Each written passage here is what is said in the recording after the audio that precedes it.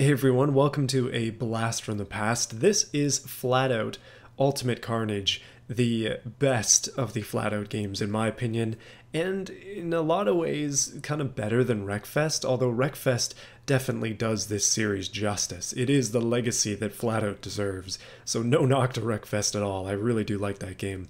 But I figured today we would just jump into FlatOut Ultimate Carnage and kind of show you where that came from. Let's just start off with a basic race. These maps are classic in my mind, but the Canal has to be the most classic, so let's run through it.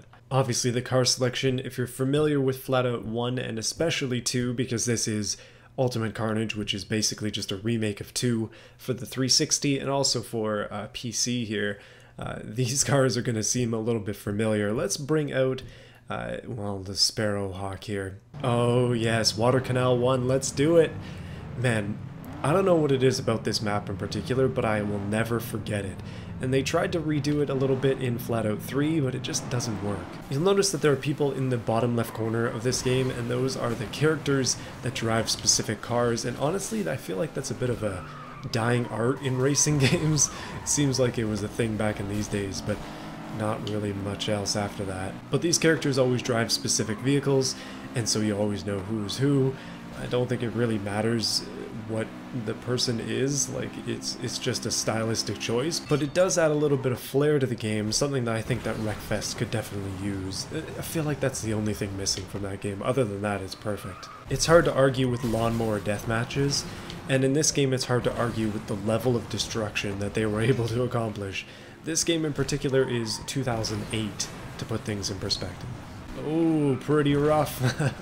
This is one of the faster cars, so we get a little bit of an advantage, except I suck, so maybe not so much. I'm going to need every advantage I can get is basically what's going on here, but I'm not playing to win, I'm playing to smash stuff, so let's do just that. Normally there'd be a soundtrack playing, but YouTube, so we can't listen to that. I would encourage you though to listen to the FlatOut Ultimate Carnage soundtrack. It's pretty good, and it kind of just is indicative of this time period. But, I mean, what can you say? It's 2008. Skipping around a little bit, I ended up having to quit that race because I forgot which button is reset. Turns out it's Y. But anyway, we're here in the forest track this time because I also have a lot of nostalgia for these tracks. I think it's just the wood aesthetic that gets me. Does that even make sense? Ultimately, if you're wondering if this is some kind of review, the answer is no. It's just pure bias and nostalgia. Speaking vibrantly to you through this microphone, because I played these games when I was a lot younger, and their images are burned into my mind. To put things in perspective in terms of age, 2008 was 14 years ago, yikes, and at that point I would have been 12, so man, that's a long time ago. Oh, I can't hold it! Yeah, no, I said that I'm bad at this game, I did not lie, but the destruction in this game, especially for back in the day, is just unmatched in my mind. This track in particular is not actually the one I was thinking of. When it comes to the nostalgia factor, the one I'm hoping to do eventually, we'll get there, is the one with the logging equipment and such. That one is a lot of fun. I kind of feel like the mark of a good racing game is usually how well it actually holds up over time. This game, played 14 years later, is easy. Like, there are no problems with the Steam port, everything works well that way, so technically speaking, it's fine, it's smooth. But in terms of physics and stuff, I mean, it's a little bouncy, but it holds its own, like it's not bad at all. I've been playing some more recent indie racing games because being I guess a medium-sized channel, I get a lot of random keys for games, which is great, it's fun to explore new things, but at the same time, sometimes I play them and I'm instantly like, no. Oh no, I'm not going to be able to enjoy this, and so I never cover it. I feel like with this game, and a lot of the classics like this, like Burnout 3 for example, they just feel good to play, and then instantly you know, it's like, I'm going to enjoy this game. The physics feel good. I have this like theory, I guess, that racing game graphics don't really matter that much. I mean, this game doesn't look bad, so can't exactly say that, oh, I'm doing the same thing again. Except worse. Way worse. But yeah, this game doesn't look bad. Like, it looks great actually on PC. This is at 1440p. But when it comes to graphics for racing games, like, I know a lot of games try to be ultra realistic, but it doesn't really matter. What matters more, significantly more, is physics. Like, I still play my original Xbox quite a bit, and I have Colin McRae Rally 04, and the graphics in that game are horrendous by today's standards, but the game holds up. Like, the physics are good.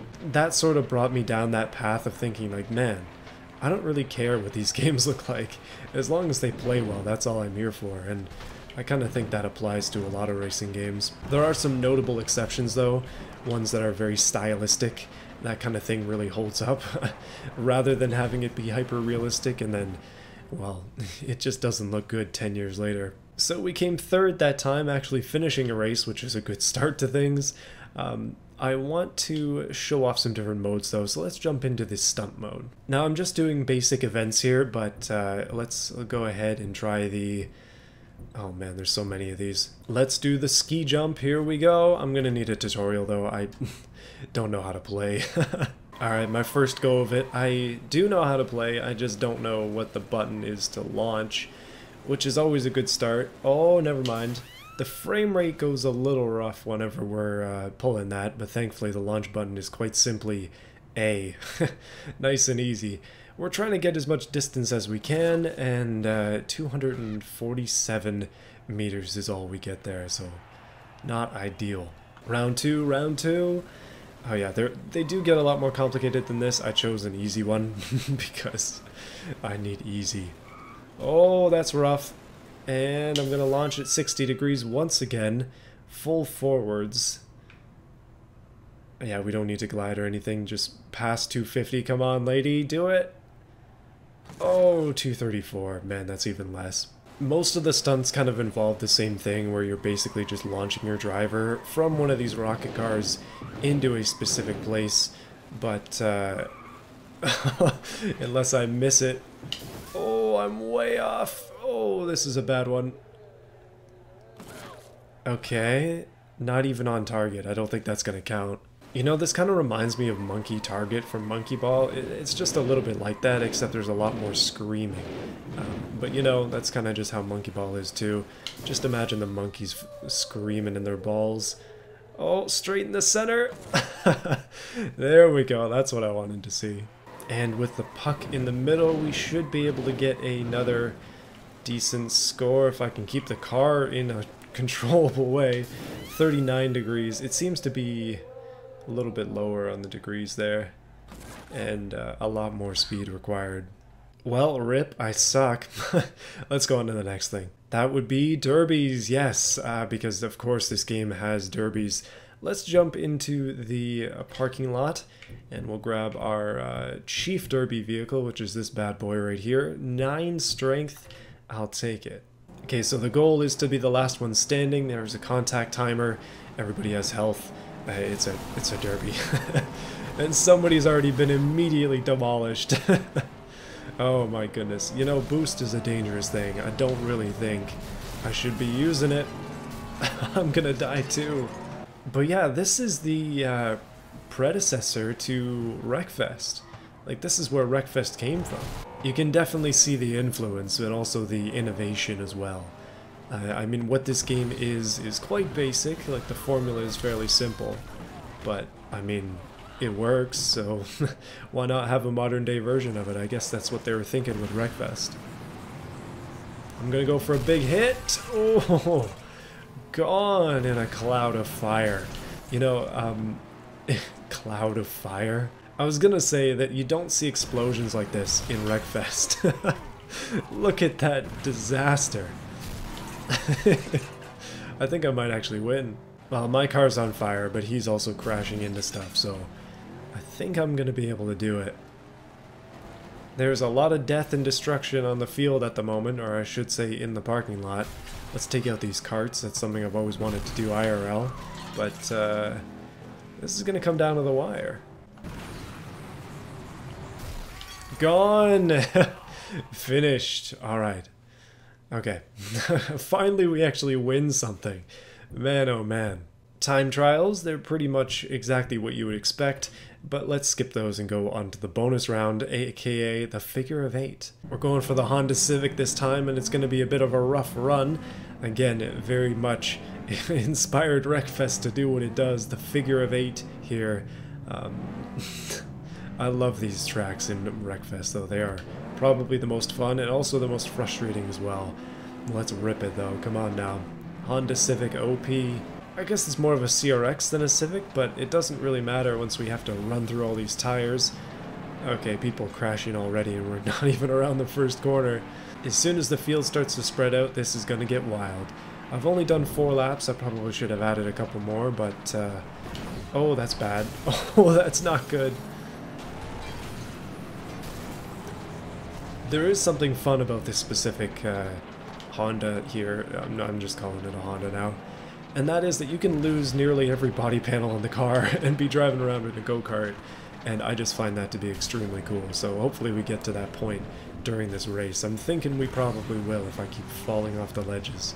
I mean, I'm in 11th, but the thing about a figure of 8 is that anything can happen, including the first place person getting taken out by somebody in last place. Or this, whatever the heck that is. Oh, come on, car. 4th place, see what I mean? Like, just stuff just happens when you're riding around these figure 8s. And also doing that, you can see I've lost part of my exhaust, and we have now entered go-kart mode. Yes, please. Oh, smushed. No way. That was rough. This guy's gonna get absolutely destroyed. I love how the tires just fling everywhere, too. Again, Wreckfest comparisons, but the game does the same thing. Destruction right there. My goodness, that guy just got...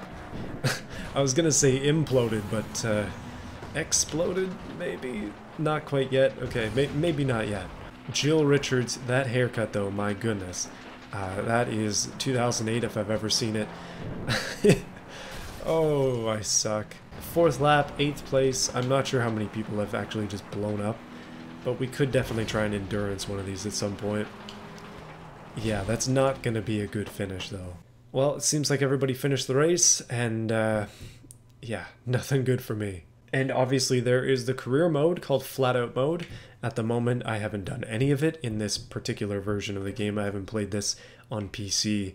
But let's go ahead and try some of this stuff. We may as well just go straight for the derbies. First place gives us 1,500 credits, so let's do it. Pine Grove 1. This will give us a chance to experience some of the other courses. So I probably should mention that my most experience with FlatOut actually came from the PSP version of the game, which I'm sure was gimped a little bit because they always are, but I struggled quite a bit playing it because I guess back at that point I still didn't know what I was doing. Driving a big muscle car through a canyon with a bunch of other big muscle cars, I feel like that's pretty hard to mess up in this game. It kind of nails it, just a little bit. You know, I might actually just play through the rest of this. I kind of feel like doing it at the moment. Well, that's lap 1 complete, and no issues at all, actually. I'm very far out in front. I guess this is the first race in the campaign, so they kind of maybe make it a little bit easier for you. If nothing else, I guess the point of this video is just to encourage you to go and check out some of these old racing games. A lot of them really do hold up. I know, again, this game is old, but it looks good. Like, this game is on Steam. It's cheap as heck on Steam. You may as well just buy it at this point once it comes on sale, and then relive some of these classics. Being a racing game fan is an interesting thing because, well, a lot of the new racing games don't really hit that spot that I'm looking for.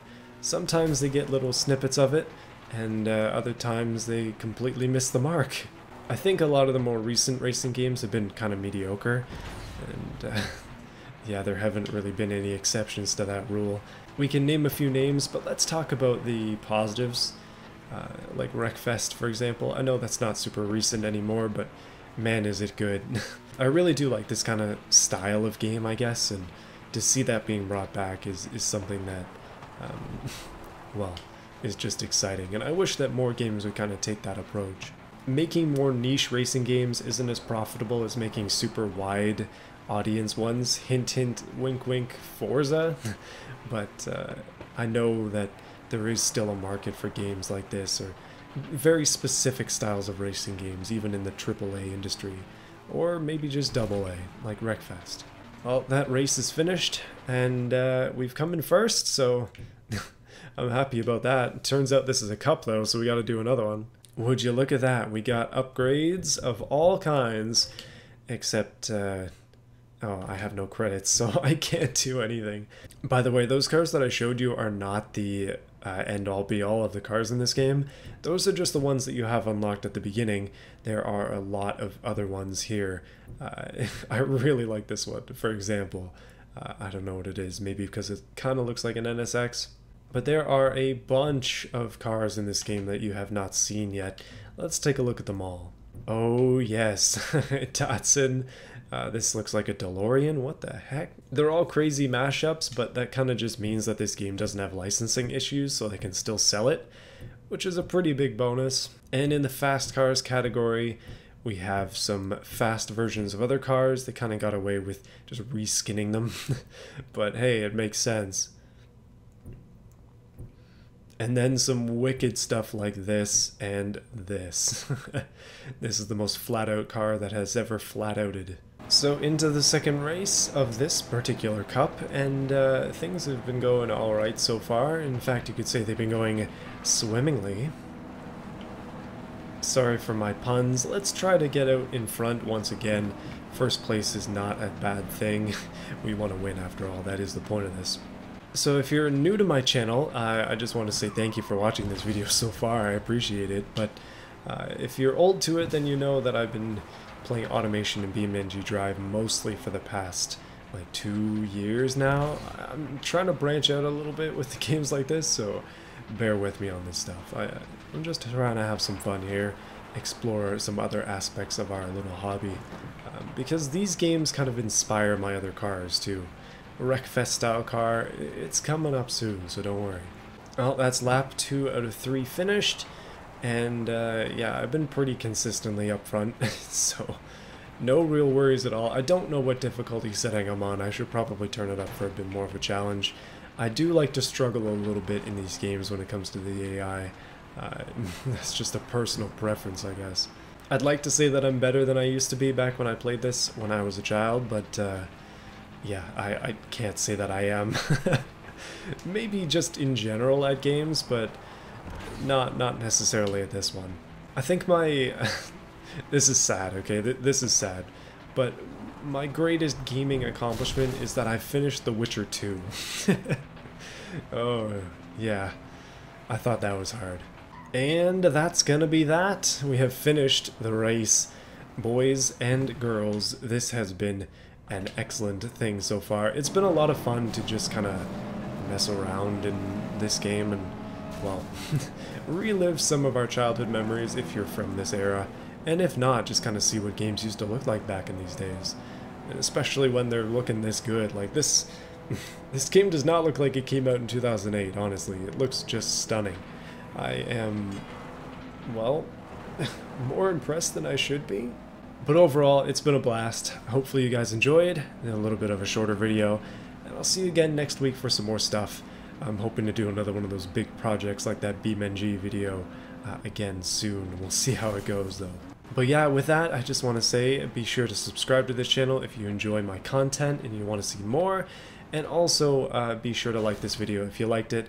And I'll see you in the comments as well. Don't be afraid to say something. I'm definitely reading it. So yeah, see you again soon.